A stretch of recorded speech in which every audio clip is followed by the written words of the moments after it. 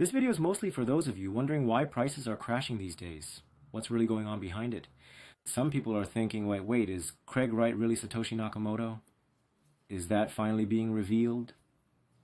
That seems to be making folks nervous. The article from the Wall Street Journal, that piece got picked up by a bunch of big Korean media outlets. It spread everywhere. And it made it seem like we're about to find out who Satoshi really is.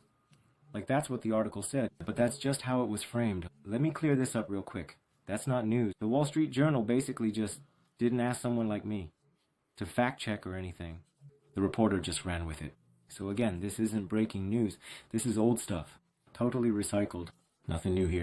Just old news. That's for sure. And the lawsuit itself, super weird. It's a civil case, but both sides, creditor and debtor, are treating Craig Wright as if he is Satoshi Nakamoto.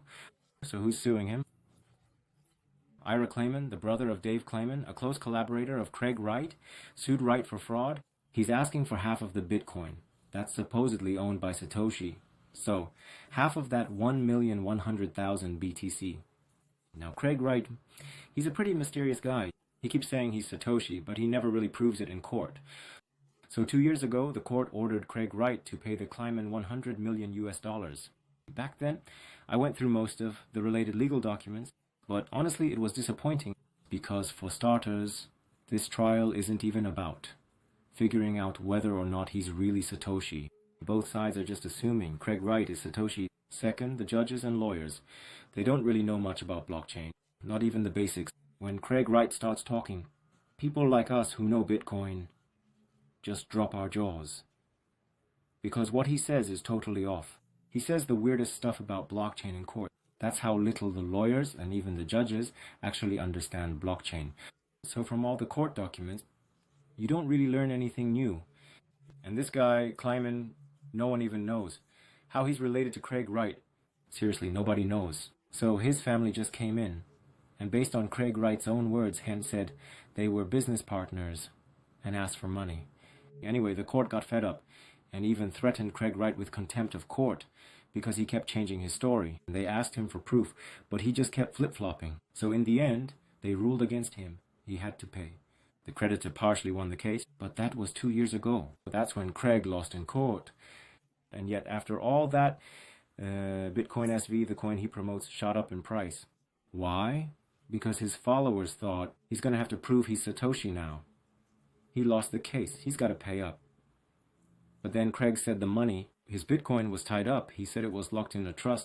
He claimed there's a 99% chance it would be back in his hands by a certain date. But when that date came, he changed his story again and kept changing it. It got so bad, his lawyer said, he has Asperger's syndrome. Basically, they were telling the court he's not mentally stable. His legal team literally submitted that as evidence. So when I read this Wall Street Journal article, I wasn't going to, but I gave it a shot. Man, it just annoyed me. I read it out of curiosity, but there was nothing new in it. Exactly what I expected. It's not based on any fresh info. Honestly, this is what's going on. Since about 2 weeks ago, Bitcoin broke its previous all-time high and kept going. And the mainstream, like WSJ and others, they all kind of had this unspoken agreement, like, time to push this down a bit.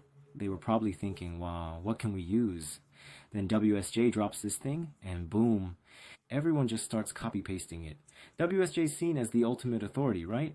But seriously, does the Wall Street Journal actually have any authority when it comes to Bitcoin or blockchain? That's a real question I'd love to ask. Like, what are these reporters even doing?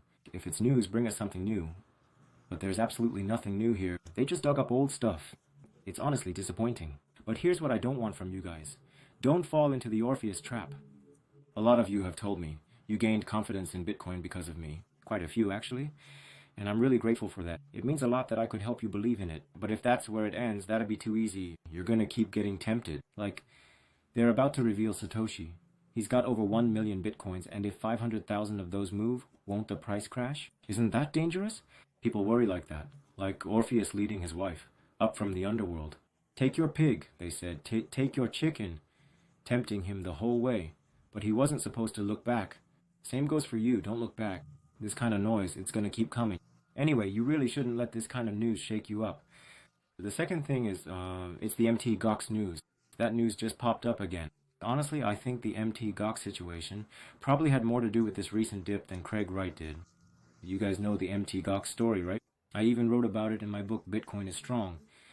Back in 2013, Mt. Gox got hacked, and they lost over 800,000 BTC. But later on, 200,000 Bitcoins were found sitting in a random wallet. And now, compared to when the company collapsed, those coins are worth way more. The creditors ended up richer. It's kind of crazy, right? The company went bankrupt. But now, those old assets that are being returned to creditors are worth way more than they were at the time of collapse, just because liquidation got delayed for like 7 years. So yeah, the value exploded. Turns out it didn't even need to go under. It's practically a rich company now. Those creditors are getting their bitcoins back, and people assume, well, they've been starving for years. They're gonna dump it all. And that's where the Bitcoin crash narrative comes from.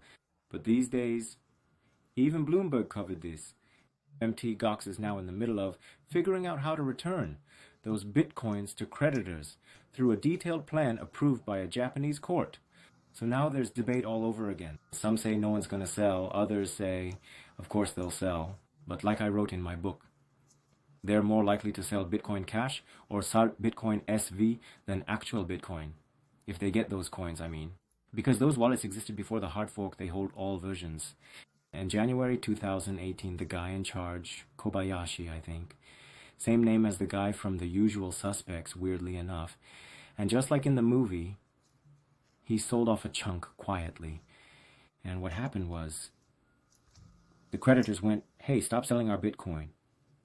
So they went to the Japanese court and filed for an injunction, and the court actually accepted it. So now the trustee can't just sell coins freely anymore.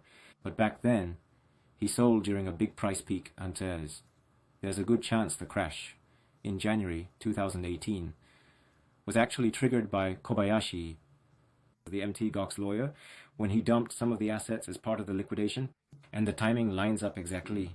Yes, this really is bad news. I mean, it's definitely not good news either way. But this kind of thing, it pops up all the time. Third one, Tether, let's talk about that. Tether's been pretty quiet lately. But there was a news story not long ago. Tether USDT is a stablecoin made by the execs behind Bitfinex. And right now, US regulators, their main focus is DeFi and stablecoins. That's where the regulatory spotlight is. But the media doesn't really seem to get that. Probably because they don't know any better. Right now, US regulators aren't focused on Bitcoin or Ethereum anymore. Bitcoin and Ethereum, they've been off the radar for a while now. It's all about stablecoins and DeFi at this point. I haven't really gotten into DeFi today, so I'll skip that part. Let's stay with stablecoins. See, if a stablecoin isn't backed by a bank, it becomes a legal issue because there's no banking license involved. That's why Tether's always under fire. And for a long time, Chinese investors used USDT as one of the only ways to invest in crypto. But here's the problem. Those Bitfinex execs either keep lying or they just don't hold actual cash reserves. They say it's backed one-to-one, but it's mostly in bonds or in who knows what kind of shady assets. That's why it keeps raising red flags. To the US, Tether is like a very convenient card to play. Whenever Bitcoin starts soaring, they can just push forward some Tether indictment and bring the Bitcoin price right back down. So it feels like they're using it as a kind of leash or control lever. They're dragging it out on purpose, it seems. Anyway, you've got to shake off the Orpheus curse, folks. I told you 3 things. What are they? Yeah, Satoshi shows up, Mt. Gox liquidation, Tether problems, possibly Tether indictments, or regulators going after stablecoins. All of that stuff, it's going to keep happening. It's not like any of it will get resolved overnight.